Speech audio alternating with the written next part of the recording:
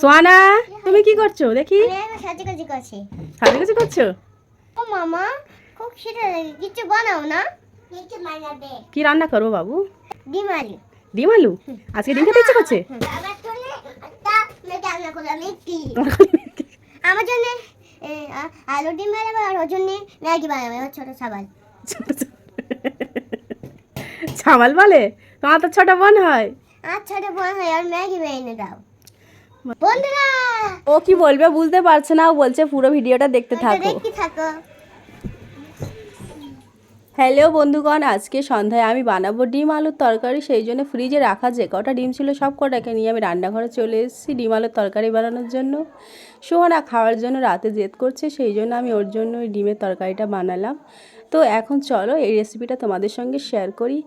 বন্ধুরা, তোমরা হয়তো ভাবছো এই জিনিসটা কি, এটা হচ্ছে কদবেলের আচার। তো বেলটাকে কিন্তু আমি বিকেলবেলাতে কিনেছিলাম, সেটা আচার করতে মনে ছিল না। সোহানা আমাকে মনে করিয়ে দিয়েছে যে ফ্রিজে দুটো বেল রাখা আছে, তো আমি দেরি না করে ঝটপট ওর জন্য বানিয়ে দিলাম। এটা কিন্তু আচারটা কিন্তু আমি চিনি দিয়ে বানিয়েছি, বাচ্চারা খাবে তো সেই কারণে বেশি খাটা, ওই জন্য আমি চিনি দিয়েছি এতে। তো এখন আমি চলে এসেছি রান্নাঘরে। ডিমগুলো দেখতেই পাচ্ছ, এখানে 6টা ডিম আছে। তো এইগুলো আমি গরম পানি দিয়ে ভালো করে এইভাবে আগে বয়েল করে নেব।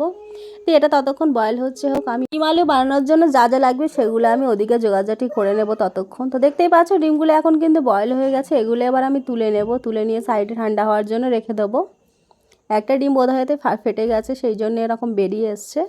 তো এইবার আমি গ্যাস চুলাতে একটা ছোটো সাইজের হাঁড়ি বসিয়ে তাতে দিয়ে দিলাম সাদা রিফাইন তেল, আর কেটে রাখা পেঁয়াজগুলোও দিয়ে দিলাম।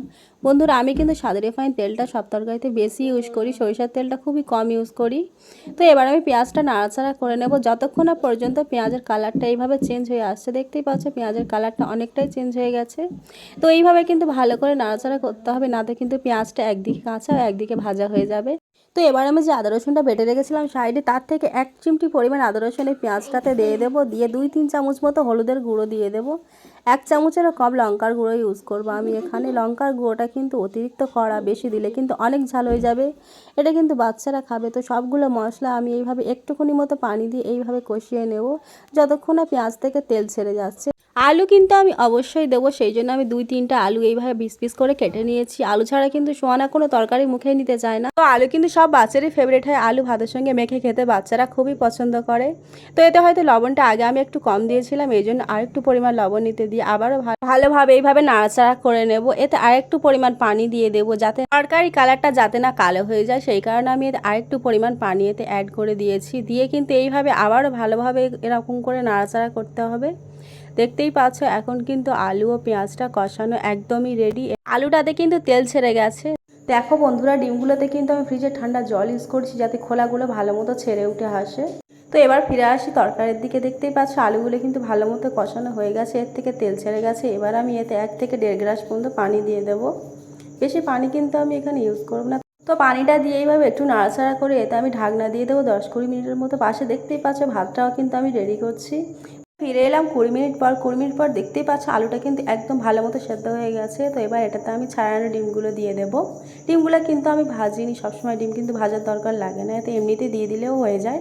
তো এবার আমি ডিমগুলো দেওয়ার পরে একটু ভালো করে নাড়াচাড়া করে আবারও ঢেকে দেবো 10 মিনিটের মতো।